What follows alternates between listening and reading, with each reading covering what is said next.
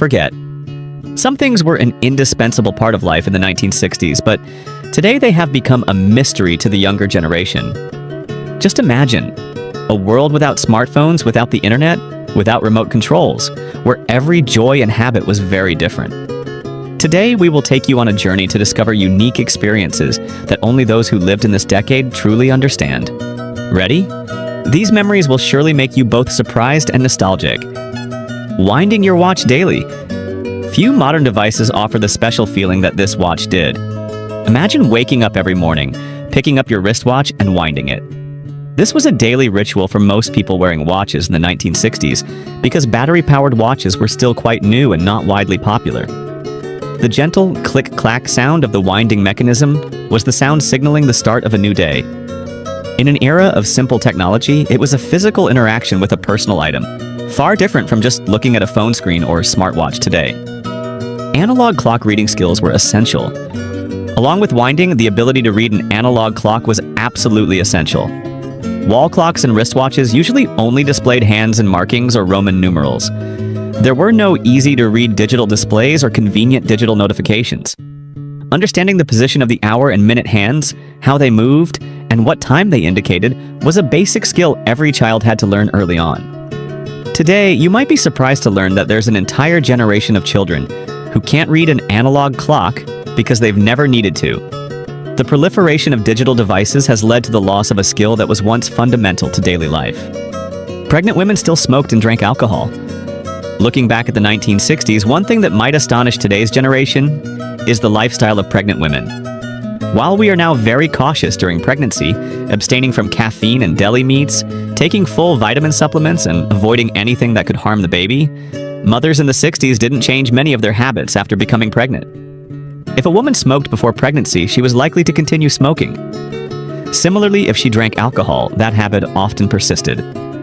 Of course, these mothers had no intention of harming their children, because the dangers of these habits were not fully understood at the time. It's interesting to look back at photo albums and see images of pregnant mothers with a cigarette in hand as a normal part of life back then. Cigarettes were even heavily advertised in magazines with glamorous actors and catchy slogans forming a part of the social culture. Walking to school alone and carrying books by hand. In the 1960s, the most common way to get to school every morning was to walk. There was no concept of school buses or long lines waiting for parents to drop off and pick up children, as there is today. Even at just 6 years old, children were sent to school alone and taught how to find their way. Sometimes they might go with siblings or a neighborhood child, following the same route, but not always. Parents had no hesitation in preparing lunch and letting their children go to school by themselves. Furthermore, backpacks didn't become common until the 1970s. So children had to carry their textbooks, notebooks and papers by hand, or tucked under their arms when walking to school. It was a significant burden to juggle everything in sweaty hands, without the luxury of a bag that could be slung over the shoulder. The image of independent children making their own way to school was very familiar in this era. Buying candy or drinks at the store with loose change. One of the best things about walking home from school was being able to stop by a small store to buy candy. Back then, with just a little loose change, you could buy a big bag of candy. You could linger, order an ice cream soda, a malt, or an egg cream, and sit leaning against the counter enjoying it like a real adult. The feeling of sitting at a classic bar where people gathered, chatted, and enjoyed refreshments, with the clinking of glasses and music from the jukebox, was an unforgettable part of childhood. Simple but meaningful moments that any child would be excited about. Have you ever experienced this? Please share in the comments. We'd love to hear your story. Learning to earn, count, and spend real money early on. From a very young age, children learned how to earn money, count money, and spend real money. Going to the store alone, handing over loose change, and receiving change back was not just a simple transaction, but also a practical lesson about the value of money and financial management. This is very different from today's younger generation, who often tend to think that plastic cards, credit cards, are the only way to pay for everything. The skill of using cash, feeling the weight of coins in your hand, and carefully calculating to buy your favorite item was an important part of growing up for children in the 1960s. High-risk toys were accepted. Science experiment kits that could emit toxic fumes to plastic melting ovens like the Thing Maker. Children learned early on that life had dangers and that they needed to be careful when using certain toys. BB guns, for example, were considered a common toy, and almost every child wanted one. Unlike today, when toys with choking hazards are recalled from shelves, children of the 60s were built differently. They weren't afraid of burns, scratches, or scars. In fact, these were even seen as badges of honor. Other toys were also challenging and sometimes dangerous in their own ways. Rock'em Sock'em Robots was a classic toy that children across the country loved, trying to make the robots' heads pop off. Major Matt Mason, a Mattel action figure, could bend, but its wire frame often broke at the knees or elbows over time. Wham-O Super Balls was another unique toy that children loved to bounce as high as possible, followed by a race to chase them. The Creepy Crawler's rubber insect maker was also a fun activity, where you poured liquid into molds and baked them in a small oven at 350 degrees to create your own rubber creatures. Burns, scratches, and scars were considered badges of honor. As mentioned, children of the 1960s were raised differently. They didn't mind small burns, scratches, or scars on their bodies. On the contrary, these marks were considered badges of honor. They were proof of adventures, daring games, and lessons learned from real life. A scar on the knee might be a memory of falling off a bicycle, while a small burn could come from playing with dangerous toys. It was a life attitude that today's generation might find hard to understand, as safety and child protection are paramount. Having to wait for rotating films at local movie theaters. The movie-watching experience in the 1960s was very different from today. There was no instant access to popular films, and we had to wait patiently. That's because downtown movie theaters usually only had 1 or 2 screens. Movies would rotate weekly or bi-weekly. For most of us, there were no multiplexes to show every new release. Large shopping malls were also just beginning to emerge. This created a special sense of anticipation and excitement when a new movie came out, as it was the only chance to see it for a certain period. This experience is completely different from instantly accessing any movie on online platforms today.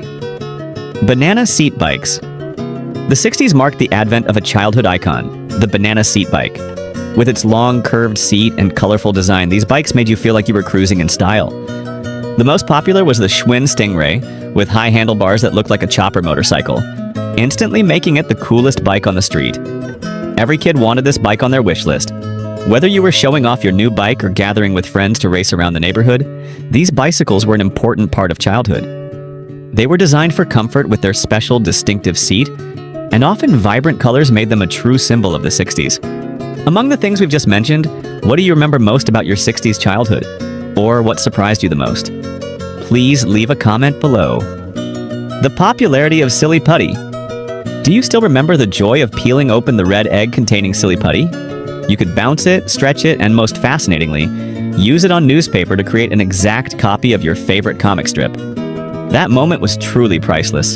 Silly Putty is still sold today, but very few families still keep printed newspapers at home, and children today certainly no longer read comic strips in newspapers. Therefore, the popularity of Silly Putty is no longer what it once was, when it was a symbol of creativity and entertainment tied to newspaper reading culture.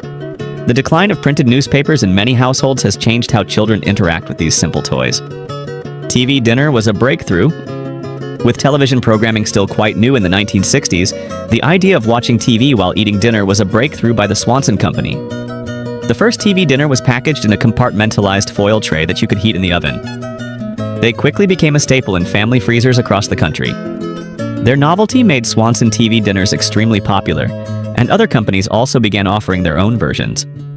This idea was particularly favored by working mothers and quickly became a staple of middle-class American families. The compartmentalized tray even had a separate section for dessert, often a fruit cobbler or brownie, which was usually scalding hot compared to the main dish. Jell-O was a complete and surprising meal. Speaking of food, the 60s brought some dishes that might make many young people today cringe. Jell-O is just a dessert today, but back then, it could be an entire meal.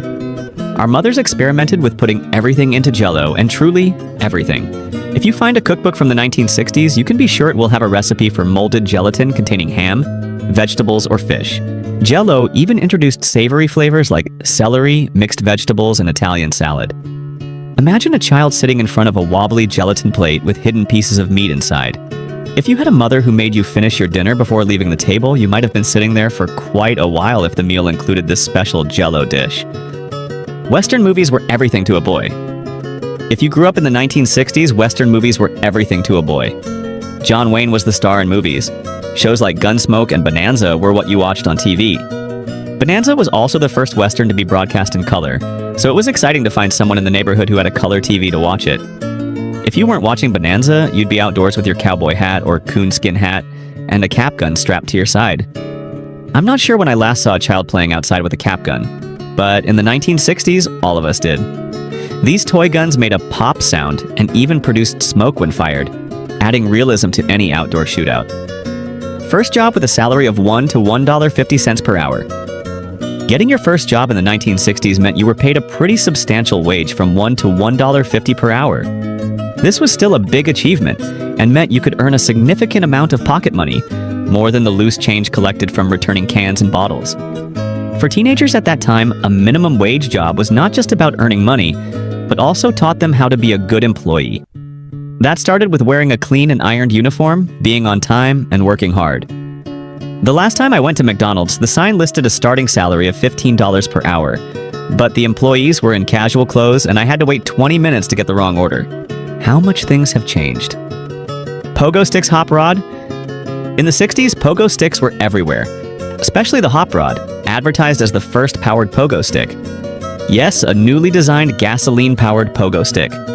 Children spent hours trying to balance and bounce on the sidewalk, swaying until they found their rhythm or fell down with laughter. It wasn't as easy as it looked.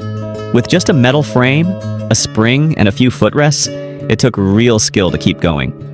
The click-clack of the spring, the fleeting feeling of weightlessness, that was pure magic. And if you could bounce all the way home without stopping, that was something to brag about.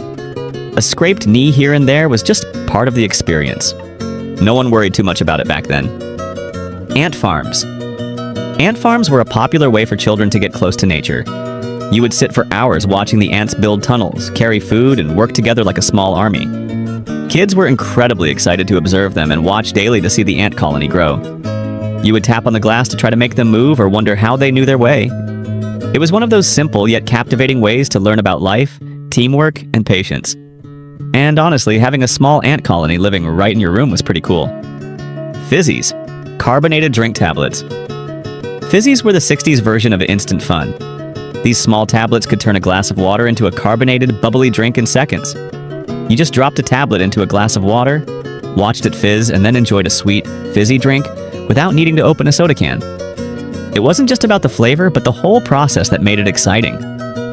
With so many flavors to choose from, fizzies became a favorite way to cool off in the summer or make any occasion a little more special. For many kids, it was like making their own soda right in their kitchen. Shared party line telephones with neighbors. Before private phone lines existed, having a phone line was a big deal. Many families shared lines with neighbors, which meant you could pick up the phone and accidentally overhear someone else's conversation, whether you wanted to or not. And honestly, sometimes we had a little fun with that. But once you got your own private line, it was truly a game changer. No more waiting for others to finish talking or worrying about interruptions. The phone became your private space, perfect for chatting with friends. Collecting green and blue chip stamps. In those days, shopping came with a special reward. Green and blue chip stamps were given when you spent a certain amount at the store. We would collect them in small booklets, and when we had enough, we could redeem them for all sorts of items, from kitchenware to toys. It was like a little treasure hunt. Every trip to the store brought us closer to a new item, and we loved flipping through the catalogs to pick out what we would get. For many families, those stamps were a fun little bonus every time we shopped. Metal can openers, church keys. Opening a soda can meant using a metal can opener. These openers had a sharp pointed end on one side and a flat edge on the other, about 4 to 5 inches long. They were often given away by soda and beer companies with their logos etched into the metal. Back then, it wasn't as simple as pulling a pop-top tab. You had to twist the opener into the can and pry it open. It might take a little effort, but the first sip after putting in the work tasted even sweeter.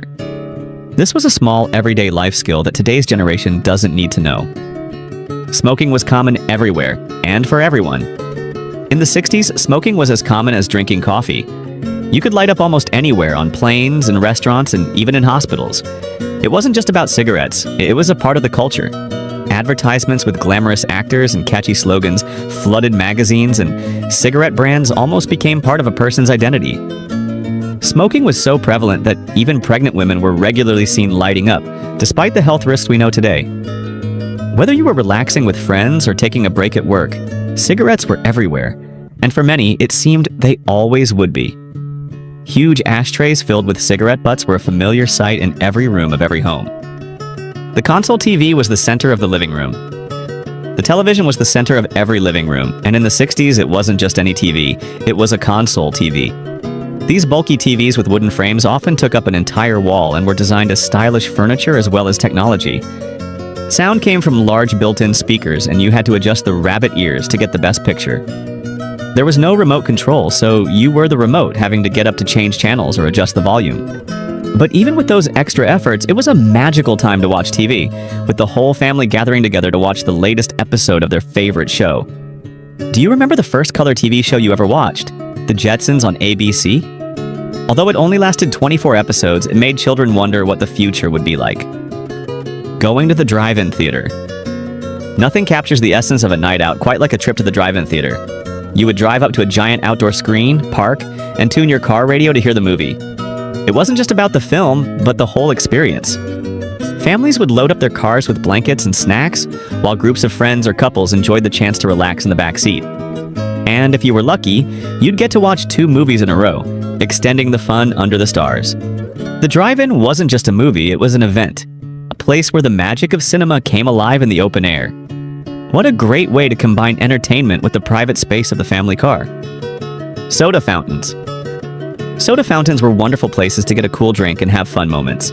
These classic counters were always lively, serving everything from cold sodas to thick milkshakes. People would gather with friends, chat, and enjoy a refreshing treat on a hot afternoon. The soda jerk behind the counter would skillfully and quickly mix your favorite drink, and there was something special about the atmosphere there. The clinking of glasses, the hum of conversations, and classic tunes from the jukebox. It was a place where life's simple pleasures were shared, and every visit felt like a small celebration. World Book Encyclopedia Set. Before Google existed, the World Book Encyclopedia Set was our main source of knowledge to explore the world. As children, we loved flipping through the colorful pages, whether for school assignments or simply to look up something that sparked our curiosity. These books were filled with fascinating facts about everything, from outer space to ancient history. We would gather around, eagerly searching for answers or sharing an interesting piece of information we found. For many families, owning a complete encyclopedia set was a big deal, like having the whole world at your fingertips. Paper maps were essential travel companions. Before the era of GPS, if you wanted to go somewhere, you had to rely on these trustworthy paper maps to guide you. Whether it was a weekend road trip or a cross-country adventure, spreading out the map and planning the route was part of the fun. We would spread them out on the car hood or the kitchen table, tracing our journey with our fingers and marking towns along the way. There was no zoom function or automatic rerouting, just a large, detailed map showing the world one road at a time. I still keep a few maps in my car's glove compartment, and with them, I never have to worry about losing signal or having no internet. The national anthem playing when TV stations signed off. In the 60s, the national anthem was played when television stations signed off for the night. After hours of broadcasting, the screen would slowly fade to black, and the national anthem would echo through the room. It was a solemn moment marking the end of the day. Everyone would stop what they were doing, perhaps to reflect for a moment, as the image of the stars and stripes, the American flag, appeared on screen. For many, it was a familiar routine, bringing a sense of comfort before static took over the airwaves until morning. Photo slides and slide projectors. Photo slides and slide projectors were the best way to revisit and share special moments. After a vacation or a family gathering, the living room would be filled with excitement as the projector clicked, one slide after another, bringing your memories to the wall. It wasn't just about looking at pictures, but about the whole family gathering, turning off the lights and reminiscing. Sure, sometimes you had to endure a long, drawn-out slideshow, but there was something magical about seeing those moments unfold before your eyes, one slide at a time. It was a family ritual, a way to connect with the past and share joy with loved ones. The magical feeling of the 1969 moon landing. The moon landing in 1969 was one of those moments you'll never forget. That feeling of extreme exhilaration when Neil Armstrong stepped onto the lunar surface, and we all thought, wow, we're actually doing this. It was as if the impossible had become reality. Even if you couldn't understand every detail, you still knew something big was happening. That small step for one man seemed like a giant leap for all mankind. We all wanted to grow up and become astronauts. We watched all the rocket launches, landings, and returns on our school TVs. The dream of becoming an astronaut was common. fostering an interest in science and exploration. Zebra stripe gum. If you were a kid in the 60s, zebra stripe gum was a must-have. With its colorful striped wrapper, it stood out from all other gums. The flavor didn't last long, but that didn't stop us. We'd chew a piece, blow bubbles, and enjoy every bit of it while the flavor lasted. It wasn't about the long-lasting flavor, but about the joy. Sharing a piece with friends in the bold, eye-catching wrapper made it unique. A&W drive-up restaurants. A&W drive-up restaurants were truly unique. You'd park your car, and in a moment, a car hop would roller skate to your vehicle, bringing your meal on a tray, often a root beer float or a burger. The roller skates just made everything more fun. It wasn't just about ordering a meal, but the whole experience, from watching the car hops glide around to enjoying the food with friends or family. Playing outside all day in the summer. The 60s was a time of typical childhood moments, like playing outside all day during summer. There were no smartphones, no video games, or internet to keep children indoors. Summer was a time for exploration, adventure, and creativity. Children would go out early in the morning and return when the streetlights came on, with dirty feet and muddy clothes. Games like baseball, tag, or simply wandering and exploring the neighborhood shaped the childhood of a generation. Backyards, parks, and streets became vast playgrounds where imagination soared. Family road trips in station wagons without seatbelts. The 60s saw family road trips in station wagons become an icon. Back then, there were no seatbelt laws, so you could sprawl out in the back seat to color, read, or just relax during long drives. This created a sense of freedom and space that children today cannot imagine in a fully safety-equipped car. Station wagons were the common car for every middle-class family. It was part of the family adventure, with the whole family piling into the car to go to the drive-in theater or for summer travel. The feeling of lying on your back looking up at the car ceiling or squeezing in with siblings on long trips is an unforgettable memory. Tang, the must-have astronaut drink. Do you remember drinking Tang? The orange powder was poured into water, where it magically turned into a super sweet neon orange drink. It might not sound very appealing, but when astronaut John Glenn drank Tang during his historic first orbit of the Earth in 1962, every child knew they had to drink it. With Tang being the astronaut's drink, it quickly became a must-have beverage in every home. The power of advertising and its association with space transformed a simple powder into a symbol of pioneering and the dream of exploration. Space food sticks. If Tang was the astronaut's drink, then space food sticks were their food. These were a popular lunch item with a chewy texture and a slightly peanut butter-like taste. They were often found in children's lunchboxes, bringing a little taste of space into everyday meals. Like Tang, these foods represented children's fascination with space and the achievements of the space program. Easy Bake Oven Toy.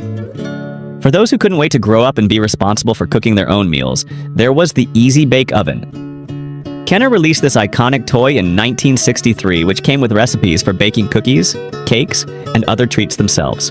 This toy oven was not just a toy, but also a tool that helped children learn basic cooking and baking skills, stimulating creativity and independence. Being able to freely and safely explore the culinary world right in their own kitchen made this item a legendary object that everyone knew. The debut of the Beatles and Beatlemania. If you were a kid in 1964 and your parents owned a TV, you surely witnessed the Beatles' American debut on The Ed Sullivan Show. Their appearance created a wild craze, and this reaction became known as Beatlemania. Their mop-top haircuts inspired children to get similar haircuts or buy Beatles-like wigs. Their ankle-high boots also became fashionable, followed by collarless jackets, inspiring many to wear them. The Beatles were a cultural phenomenon that changed fashion, music, and even the attitudes of a generation. American Bandstand and trendy dances. Hosted by Dick Clark, American Bandstand was a must-watch TV show for every child growing up in the 1960s. The show not only helped us discover new artists like Smokey Robinson, Stevie Wonder, Sonny and Cher, and Tina Turner, but also taught us trendy dances like the locomotion, the Watusi, and the mashed potato. American Bandstand was a window into the world of music and youth culture, where dances spread and new trends were formed. You could learn to express yourself through music and movement, becoming part of a growing cultural movement. Bomb shelters and duck and cover drills. Bomb shelters, along with duck and cover drills, sitting down and shielding oneself, were quite common in the early 60s. This was due to the nuclear threat from the Soviet Union. President Kennedy even suggested building shelters in case of a nuclear exchange. Children would be taught how to react in case of a nuclear attack, seeking shelter under school desks or other sturdy objects. Yeah, like, how many of these do you recognize? Is there anything we missed that you'd like to add? What being rich looked like in the 1960s? The 1960s, an era of dreams and aspirations where even the smallest conveniences spoke volumes about success. Back then, things that seem simple today, like an extra bathroom or a dishwasher, weren't just conveniences. They were coveted status symbols. Life was completely elevated for families who owned these modern marvels. Join us as we explore the subtle yet powerful signs that showed you were living a luxurious life in the 60s. Today, let's dive together into the stories of quiet wealth from a bygone era. And perhaps you'll find a piece of your own memories or those of your loved ones in the symbols below. Let's get started. The dishwasher, the future in the kitchen. In the 1960s, owning a dishwasher in your kitchen made people think you weren't just lucky, but that you were living a luxurious life. Imagine this. Back then, most families still had to wash dishes by hand after every meal, a time-consuming and effort-intensive chore, especially for large families. The arrival of a machine that did it automatically felt like a gift from the future, a technological miracle that freed up the hands and time of the women in the family. A dishwasher wasn't just a practical appliance, it was a bold statement of class and financial capability. It gleamed like a chrome trophy under the kitchen lights, whispering to every guest that this family could afford both leisure time and advanced technology. This was by no means a cheap investment at the time, a luxury only families with extra cash in the budget dared to consider. Every time the dishwasher's motor hummed softly, it wasn't just the sound of convenience, but a symphony of prosperity, bringing comfort and allowing the family more time to gather after a long day instead of rushing around the sink. It was a symbol of a well-ordered life, where mundane chores were automated to make way for precious family moments. It showed that you not only had enough money to buy it, but also enough to pay for your convenience and time, something many in the 60s could only dream of. Color TV, especially more than one. A magic window to entertainment. In the 1960s, few home upgrades garnered more admiration than a color television. Think back to those widespread black and white TVs which could only display a monotone world with two basic shades. Then suddenly, the color TV appeared like a marvel, transforming familiar entertainment into something vibrant and magical. Shows like Walt Disney's Wonderful World of Color became an entirely new experience, a visual feast many had to visit a neighbor's house to behold.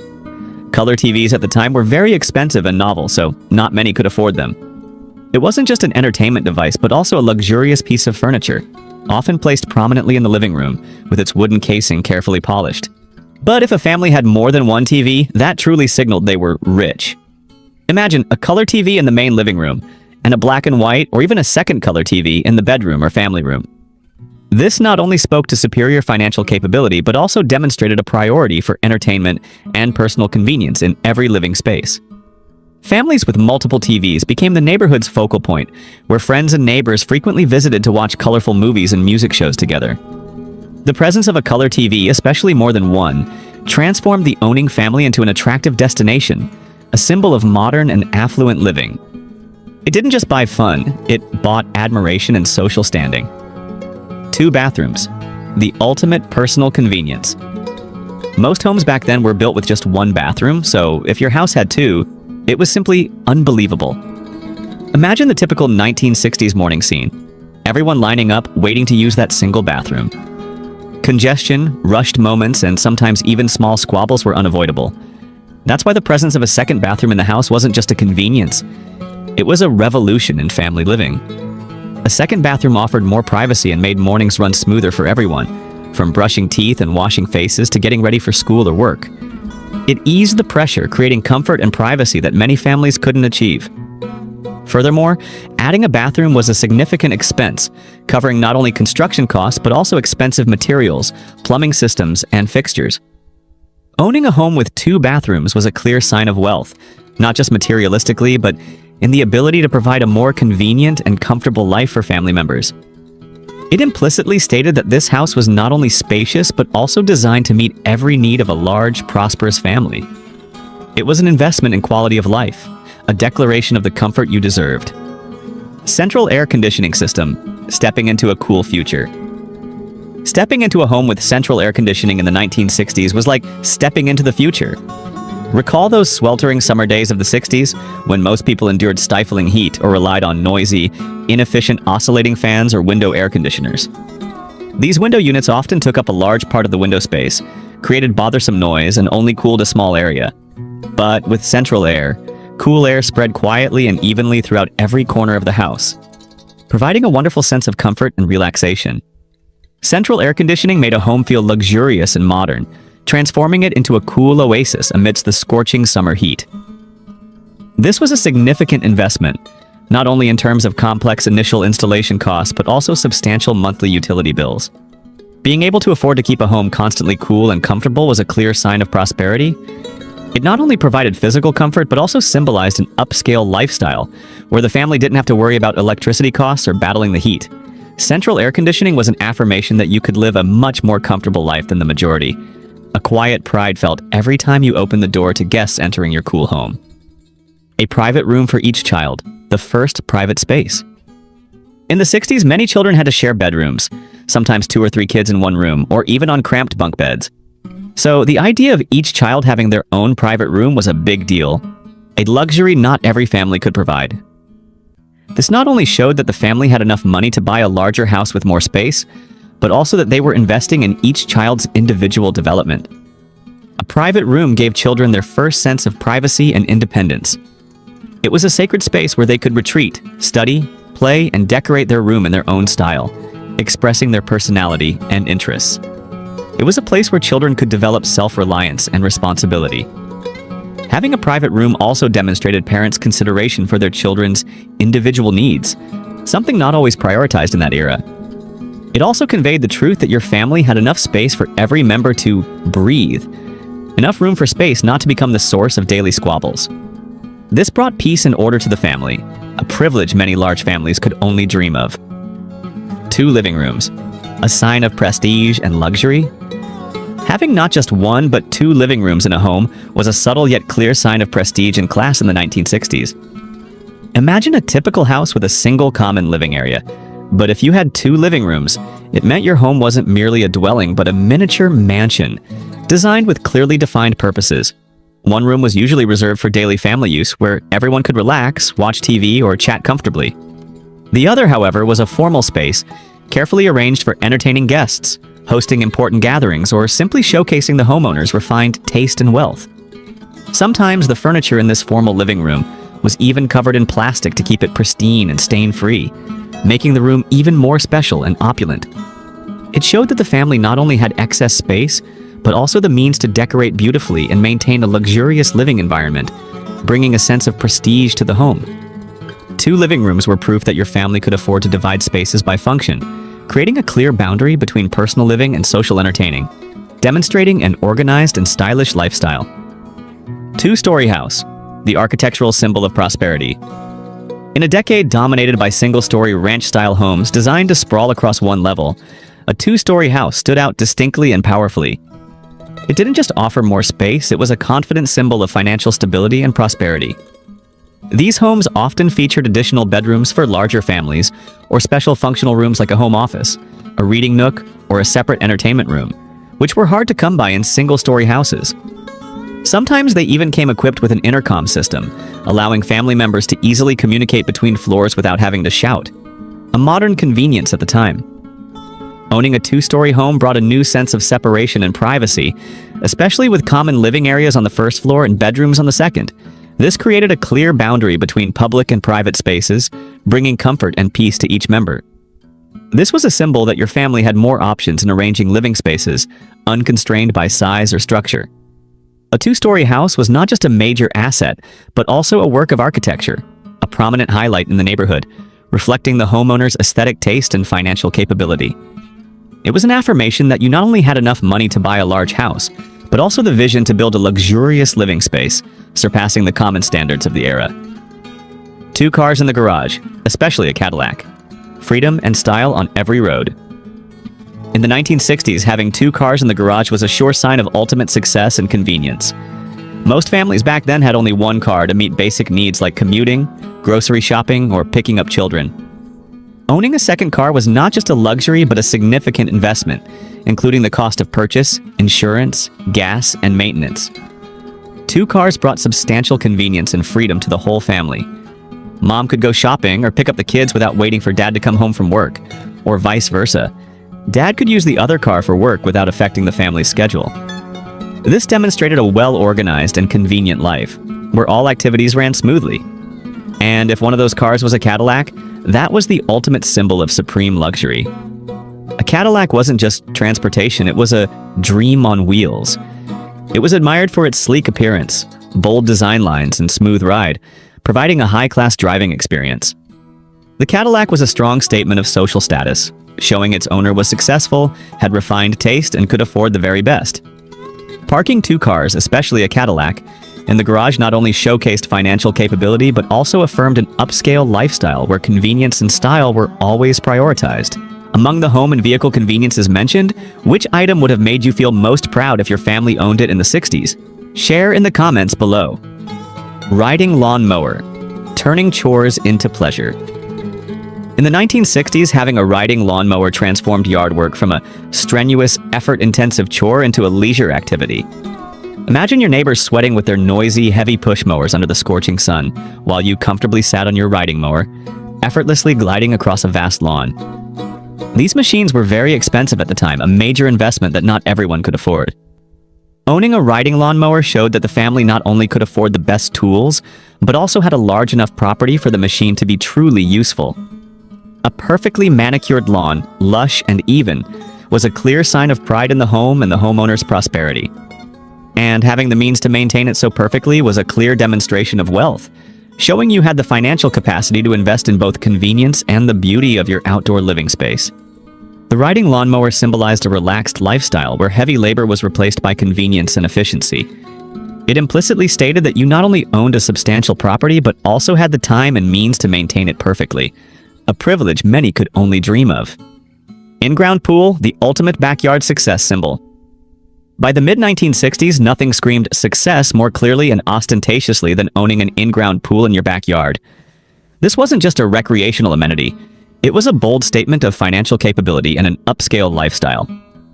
Imagine hot summer days while everyone else flocked to crowded public pools. Your family could enjoy privacy and coolness right in your own garden. These pools were not only expensive to install, requiring costs for excavation, building materials, complex filtration systems, and professional labor, but also demanded hefty monthly maintenance fees and utility bills to ensure continuous cleanliness and operation.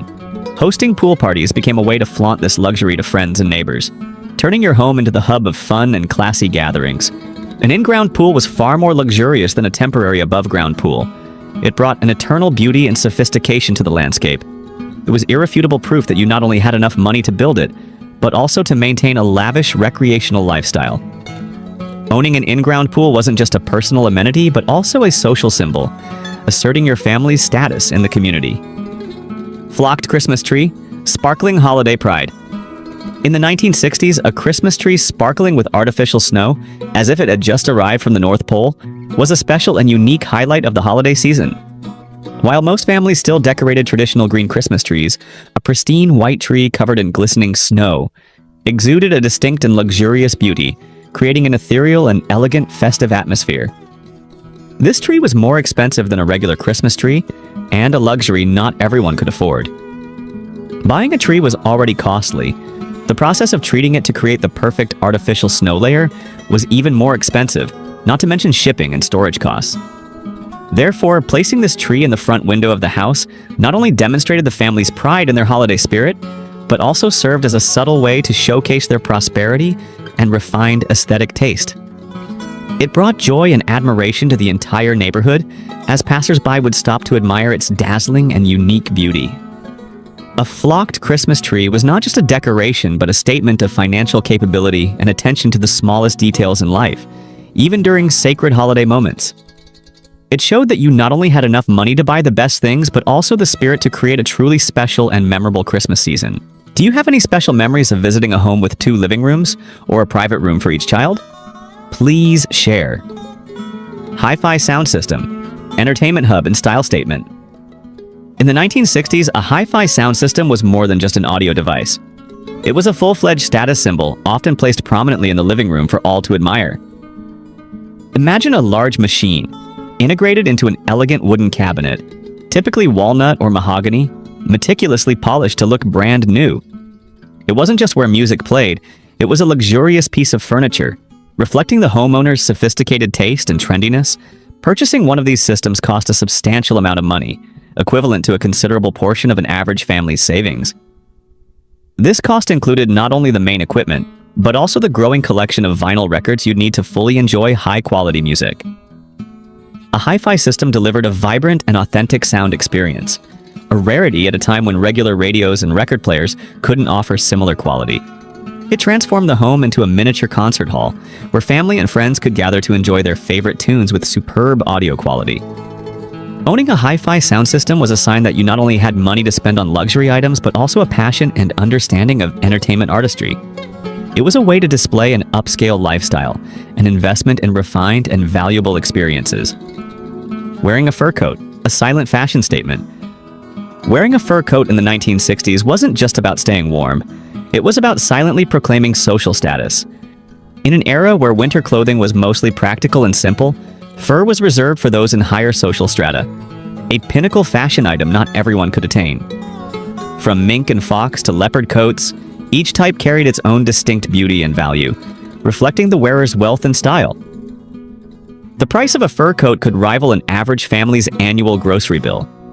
This was a colossal investment in attire, and its preservation and cleaning also represented a separate investment, requiring special care to keep the fur soft and lustrous. When a woman donned a fur coat and stepped into a luxurious restaurant or a social gathering, she immediately became the center of attention and admiration.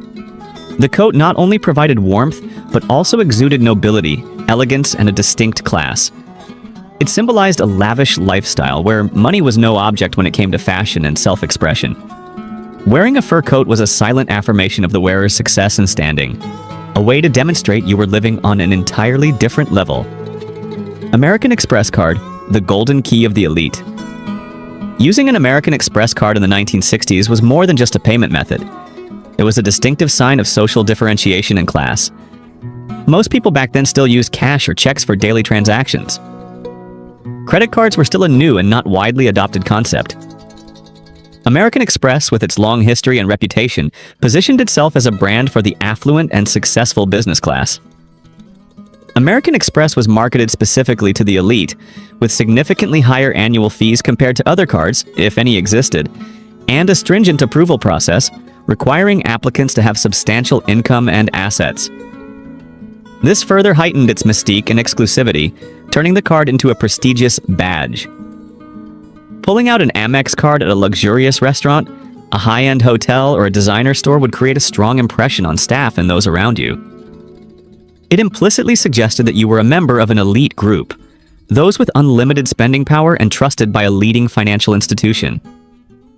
An Amex card wasn't just a payment tool, but a pass into a world of luxury and privilege, a clear symbol of the owner's superior social standing and financial capability. Air travel, the first-class experience in the sky.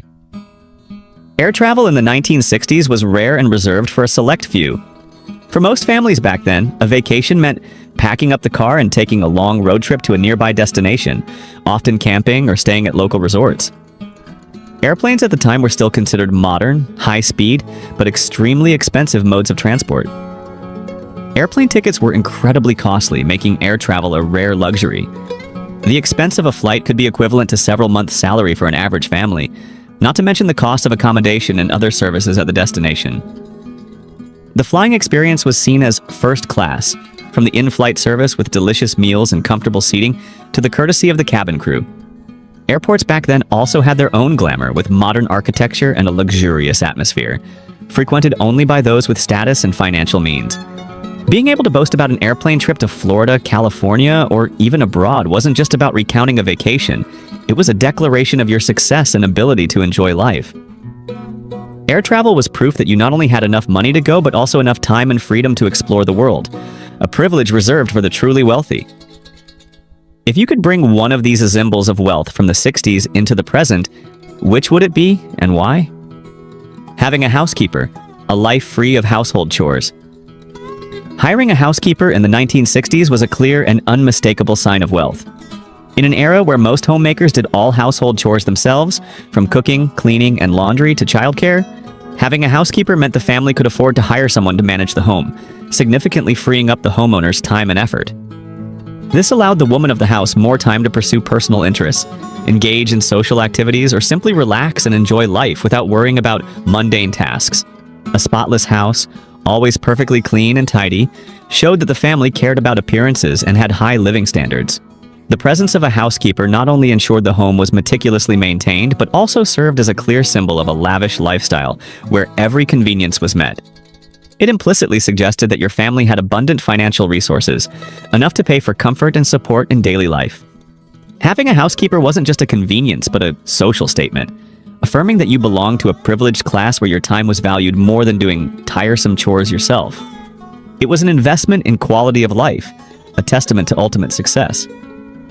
Sending children to private school, investing in a golden future. Sending children to private school in the 1960s was a clear, unmistakable demonstration of a family's wealth and ambition. Most families back then relied on the free public school system, and private education was a lavish option reserved for those with exceptional financial means. Private school tuition at the time was very high, not to mention other incurred costs like uniforms, textbooks, extracurricular activities, and voluntary contributions. However, investing in private school offered numerous superior values. Private schools typically had smaller class sizes, higher quality teachers, and curricula specially designed to maximize students' potential. Furthermore, attending private school provided important social connections, strict discipline, and a polished image that lasted long after graduation, opening up more opportunities in the future. This was a strong signal that your family not only had sufficient financial